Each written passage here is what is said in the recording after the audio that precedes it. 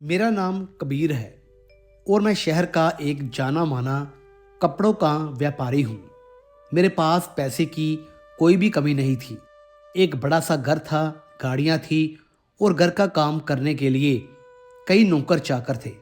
लेकिन उन सब में से एक नौकर था रामू, जिस पर मैं आंख बंद करके भरोसा करता था। रामू मेरे घर में पिछले 10 साल से काम कर रहा था। वह सिर्फ एक नौकर ही नहीं था, बल्कि घर के सदस्य जैसा था। घर की चाबियां, तिजोरी का ध्यान रखना और मेरी पत्नी शिखा की हर छोटी बड़ी ज़रूरत का ख्याल रखना रामू की जिम्मेदारी थी। रामू हमेशा ही कहता था, साहब आप मेरे लिए भगवान हैं। मैंने आपका नमक खाया है, मैं कभी भी आपके साथ गद्दारी नहीं कर सकता। मेरी शादी को 5 साल हो चुके थे। मेरी पत्नी शिखा बहुत खूबसूरत थी और मुझे उससे बहुत प्यार था।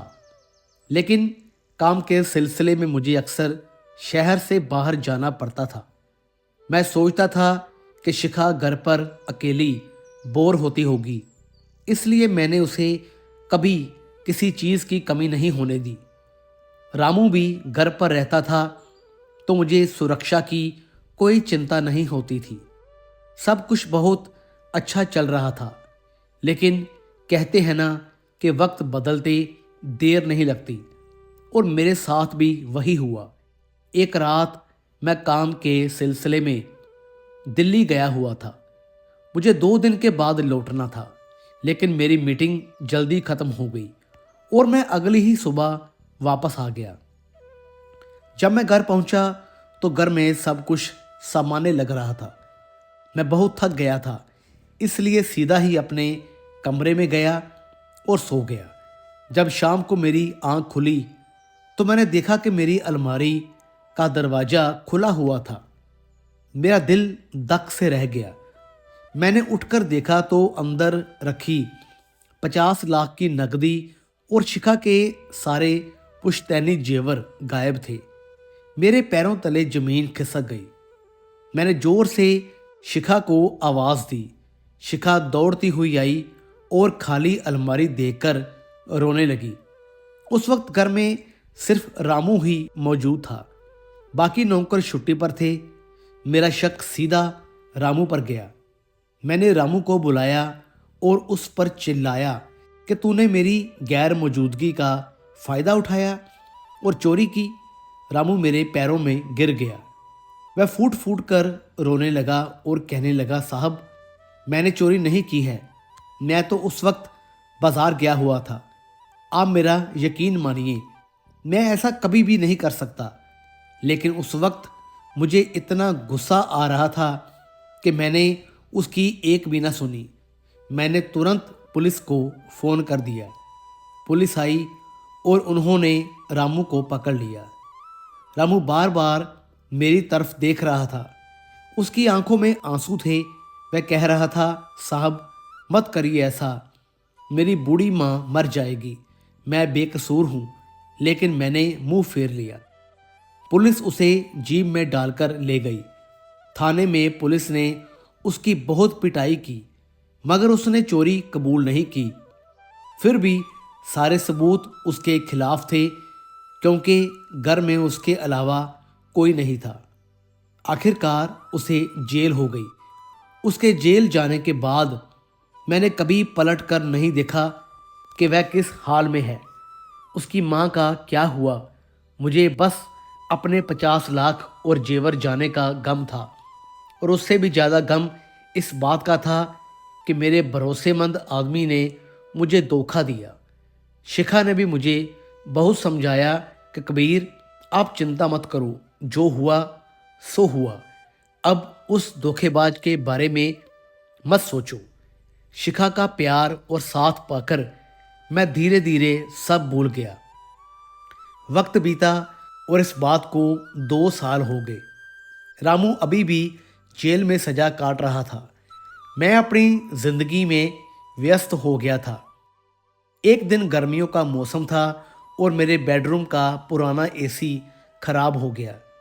वह बहुत आवाज़ कर रहा था और कूलिंग भी नहीं कर रहा था। मैंने मैकेनिक को फ़ोन किया और उसे ठीक करने के लिए बुलाया। मैकेनिक आया और उसने एसी को खोलना शुरू किया। मैं वही कमरे में बैठकर फाइल देख रहा था। तभी मैकेनिक ने मुझे आवाज़ दी, साहब जरा इधर आइए। मैंने पूछा क्या हुआ। उसने एसी के अंदर से एक छोटा सा काला डिवाइस निकाला और कहा, साहब ये एसी के वेंट के अंदर छिपा हुआ था, ये कोई कैमरा लगता है। मैं हैरान रह गया। मैंने वह डिवाइस अपने हाथों में लिया। वह वाकई एक बहुत छोटा सा स्पाई कैमरा था जिसमें रिकॉर्डिंग की सुविधा थी। मुझे याद आया कि 3 साल पहले मैंने ही सुरक्षा के लिए ये कैमरा लगवाया था, लेकिन मैं इसके बारे में पूरी तरह से भूल चुका था।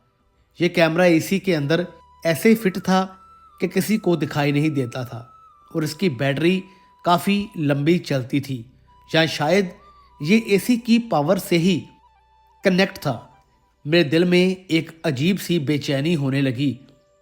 मैंने सोचा कि शायद इसमें चोरी वाले दिन की रिकॉर्डिंग भी हो। मैंने तुरंत ही अपना लैपटॉप निकाला और उस कैमरे को कनेक्ट किया। फोल्डर में कई पुरानी रिकॉर्डिंग थी।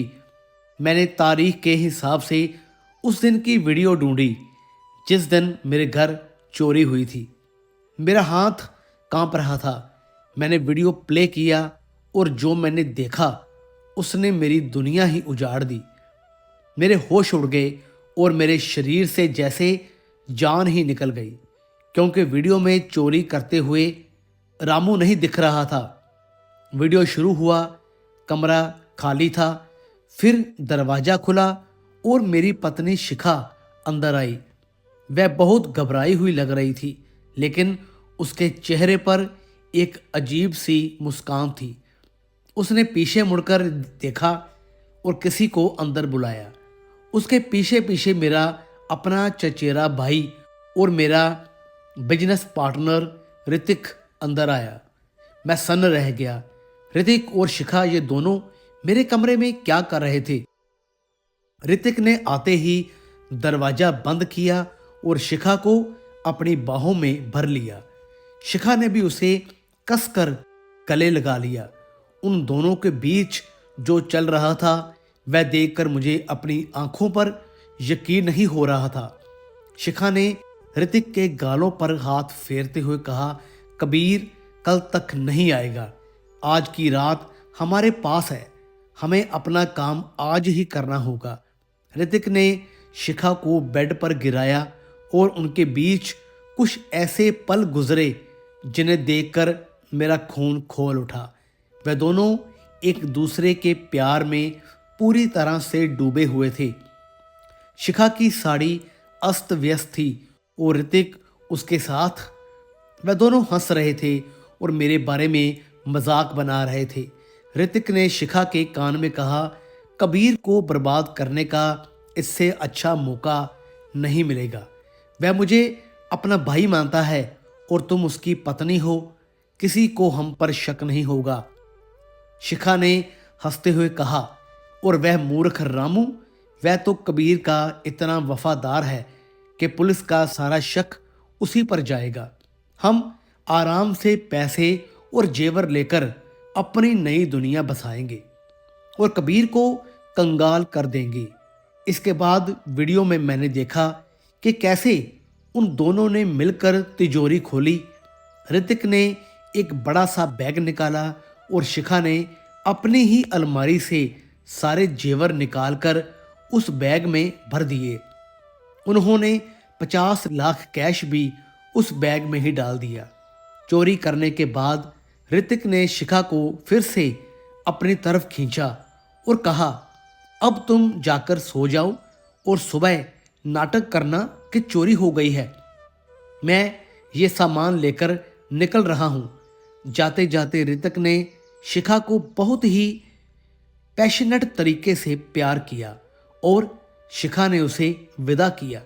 वीडियो खत्म हो गया। मैं सुन बैठा था। मेरी आंखों से आंसू बह रहे थे, लेकिन ये आंसू पैसे जाने के नहीं थे। ये आंसू उस भरोसे के टूटने के थे जो मैंने अपनी पत्नी और अपने भाई पर किया था। और सबसे ज़्यादा दर्द मुझे इस बात का हो रहा था कि मैंने एक बेकसूर इंसान रामू को जेल भेज दिया, जो आखिरी वक्त तक रोता रहा, गिड़गिड़ाता रहा कि वह निर्दोष है।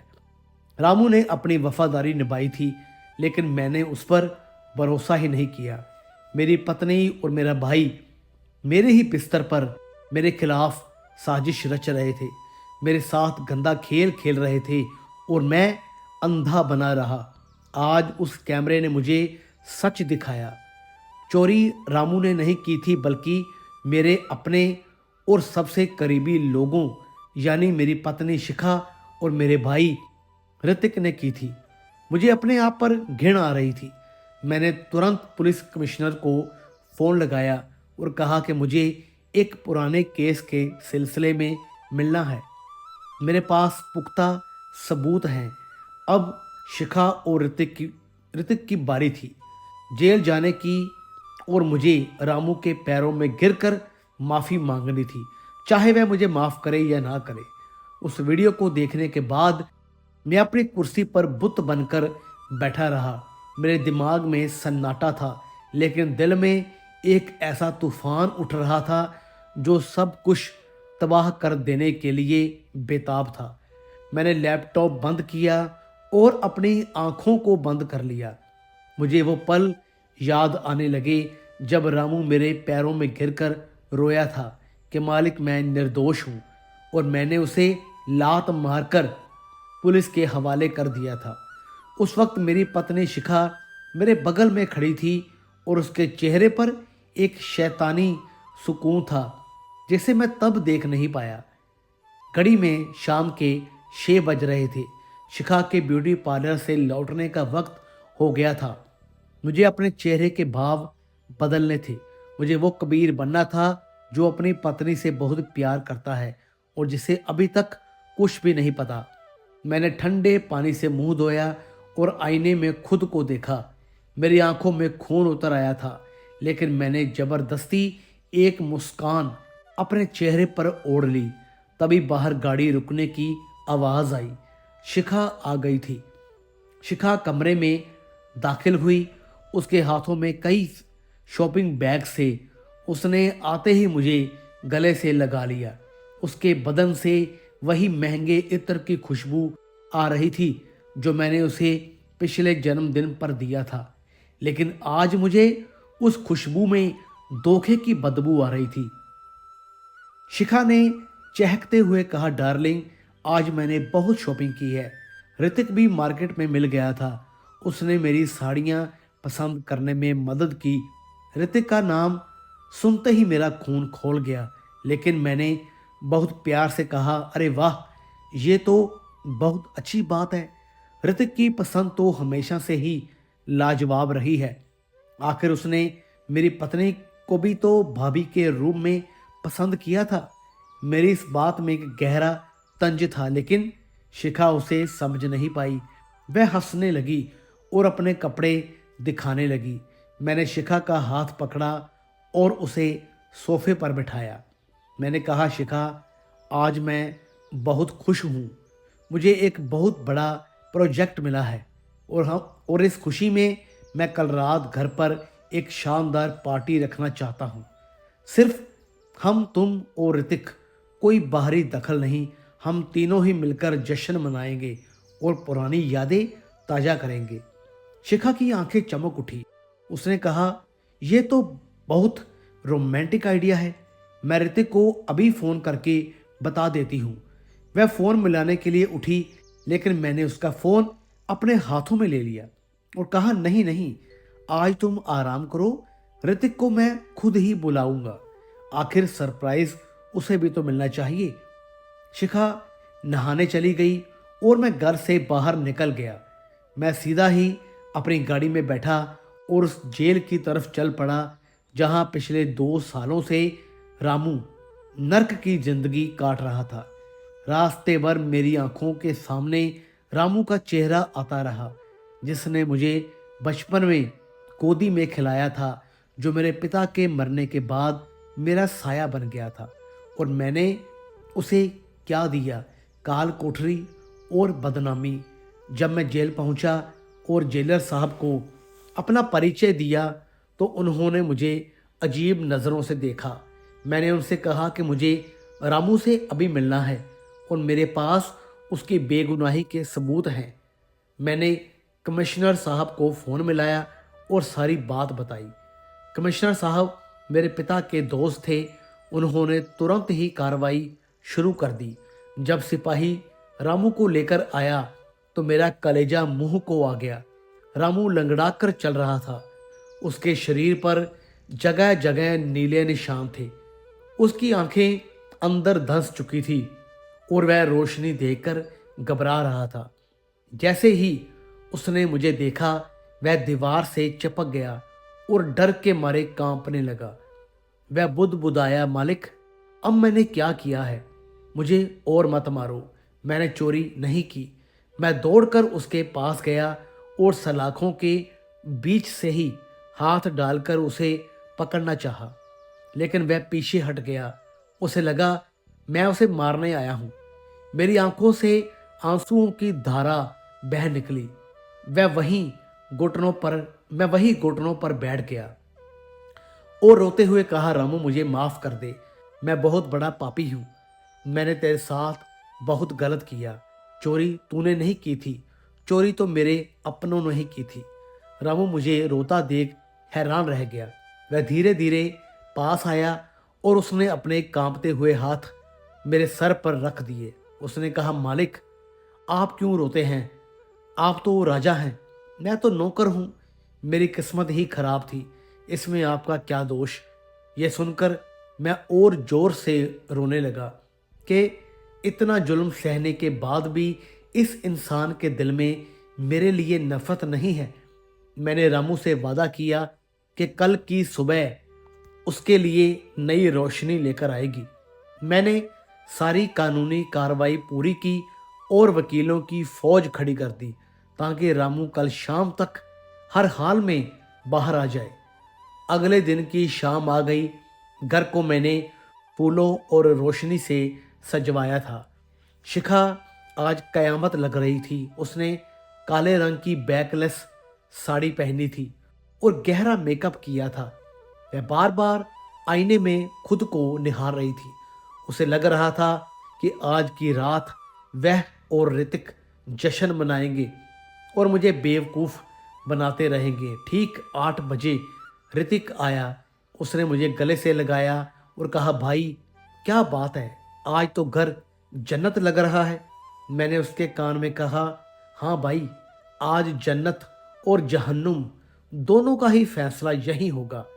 ऋतिक ने मेरी बात को मजाक समझा और जोर से हंसा। हम तीनों डाइनिंग टेबल पर बैठे थे। नौकरों की छुट्टी कर दी गई थी। मैंने खुद सबके लिए ड्रिंक्स बनाई। मैंने ऋतिक के गिलास में शराब डाली और कहा, पी लो। ऋतिक, आज की शराब का नशा तुम्हें जिंदगी भर याद रहेगा। ऋतिक ने शिखा की तरफ देखा और दोनों ने आंखों ही आंखों में कोई इशारा किया। बातें शुरू हुई। मैंने जानबूझकर पुरानी बातें छेड़ी। मैंने कहा, तुम्हें याद है ऋतिक, जब बचपन में हम लुका छिपी खेलते थे तो तुम हमेशा पकड़े जाते थे क्योंकि तुम छिपना नहीं जानते थे। ऋतिक ने हंसते हुए कहा, हाँ भाई, लेकिन अब मैं बड़ा हो गया हूँ। अब मैं अपनी चीज़ें बहुत अच्छे से छिपाता हूँ। उसने ये बात शिखा की तरफ देखते हुए कही। मैंने मुस्कुराते हुए कहा, हाँ, ये तो है, तुम चीज़ें भी छिपा लेते हो और राज भी। लेकिन ऋतिक, हर राज का एक अंत होता है और मुझे लगता है कि आज रात कुछ राज बाहर आने वाले हैं। शिखा को मेरी बातों में कुछ अजीब सा लग रहा था। उसके माथे पर पसीने की बूंदें झलकने लगी। उसने कहा, कबीर, आज आप कैसी पहेलियां बुझा रहे हैं? चलिए केक काटते हैं। मैंने कहा, रुको शिखा, केक काटने से पहले मैं तुम दोनों को एक खास तोहफा देना चाहता हूँ। एक ऐसा तोहफा जो हमारी यादों को हमेशा के लिए अमर कर देगा। मैंने अपनी जेब में से एक रिमोट निकाला और दीवार पर लगे बड़े से प्रोजेक्टर की स्क्रीन नीचे कर दी। कमरे की लाइटें धीमी हो गई। शिखा और ऋतिक सोफे पर साथ बैठे थे। उनके हाथों में वाइन के गिलास थे। वो दोनों स्क्रीन की तरफ देख रहे थे। उन्हें लगा शायद मैं हमारी शादी की कोई पुरानी वीडियो चलाने वाला हूँ। स्क्रीन पर रोशनी आई और वीडियो शुरू हुआ, लेकिन ये कोई शादी का वीडियो नहीं था। ये उसी कमरे का वीडियो था जहां हम बैठे थे। तारीख थी 2 साल पहले की। वीडियो में दरवाजा खुला और शिखा अंदर आई। उसके पीछे ऋतिक था। हाल में सन्नाटा छा गया। ऋतिक के हाथ में से गिलास गिर गया और शिखा के हल्क से चीख निकल गई। वीडियो में साफ दिख रहा था कि कैसे ऋतिक ने शिखा को अपनी बाहों में भरा और कैसे वो दोनों मेरे बिस्तर पर गिर पड़े। वीडियो की आवाज़ बहुत तेज थी। ऋतिक की वो बातें कि कबीर को कंगाल कर देंगे और रामू को फंसा देंगे पूरे घर में गूंज रही थी। वीडियो में जब वो दोनों तिजोरी से पैसे और गहने निकाल रहे थे तो मैंने प्रोजेक्टर पॉज कर दिया। स्क्रीन पर ऋतिक और शिखा का चोरी करता हुआ चेहरा रुका हुआ था। मैंने लाइट ऑन की और उनकी तरफ देखा। शिखा का चेहरा सफ़ेद पड़ चुका था, जैसे किसी मुर्दे का हो। वह कांप रही थी। ऋतिक पसीने से तरबतर था। वह खड़ा होने की कोशिश कर रहा था, लेकिन उसके पैरों में जान नहीं थी।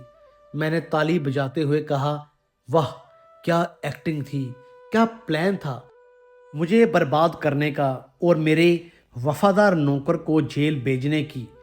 शिखा दौड़कर मेरे पास आई और मेरे पैरों को पकड़ने की कोशिश की। वह गिड़गिड़ाने लगी, कबीर ये सच नहीं है, ये वीडियो झूठा है, ये ऋतिक ने बनाया है मुझे फंसाने के लिए। मैं तो आपकी शिखा हूँ, आपकी पत्नी। मैंने उसे एक जोरदार लात मारी और वह दूर जाकर गिरी। मैंने दहाड़ते हुए कहा, खबरदार, जो मुझे हाथ भी लगाया। आज मुझे तुम्हारे छूने से भी घृणा आ रही है। तुम औरत नहीं, तुम नागिन हो जिसने मेरे प्यार को डस लिया। ऋतिक ने मौका देकर भागने की कोशिश की। वह मुख्य दरवाजे की तरफ दौड़ा। उसने सोचा कि वह अंधेरे का फायदा उठाकर निकल जाएगा, लेकिन जैसे ही उसने दरवाजा खोला, बाहर का नज़ारा देखकर उसके होश उड़ गए। दरवाजे पर पूरी पुलिस फोर्स खड़ी थी और उनके साथ खड़ा था रामू। ऋतिक वही जम गया। पुलिस अंदर आई और आते ही ऋतिक को दबोच लिया।